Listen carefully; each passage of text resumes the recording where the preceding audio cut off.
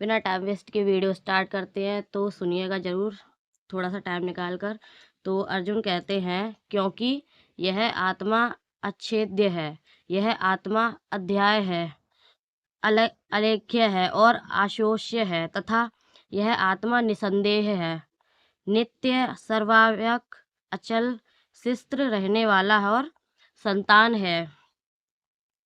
और यह आत्मा व्यक्त अर्थात इंद्रियों को अविष्य, और यह आत्मा अचित्य अर्थात मन का अविष्य, और यह आत्मा विकारहीन अर्थात न बदलने वाला कहा गया है।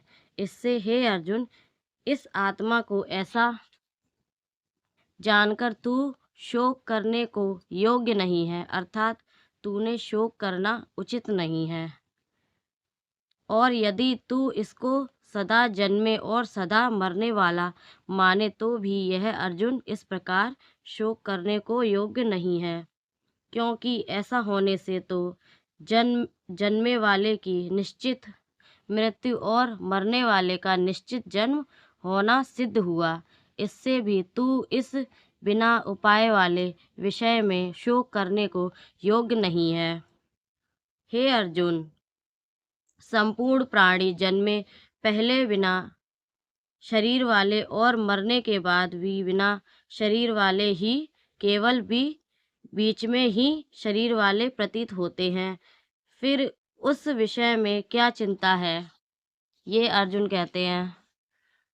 और हे अर्जुन, यह आत्मत्व बड़ा गहन है, इसलिए कोई महापुरुष ही इस आत्मा को आश्चर्यचकित क्यों देखता है, और कैसे ही दूसरा कोई महापुरुष ही आश्चर्यकृत द्वयों इसके तत्वों का कहता है, और दूसरा कोई ही इस आत्मा को आश्चर्यचकित जो सुनता है, और कोई भी सुनकर भी इस आत्मा को नहीं जानता।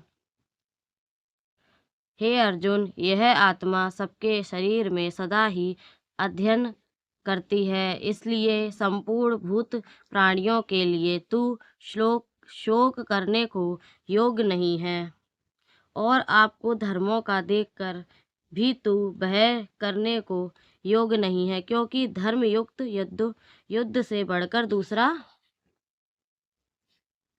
कोई कल्याणकारक कर्तव्य क्षत्रिय के लिए नहीं है।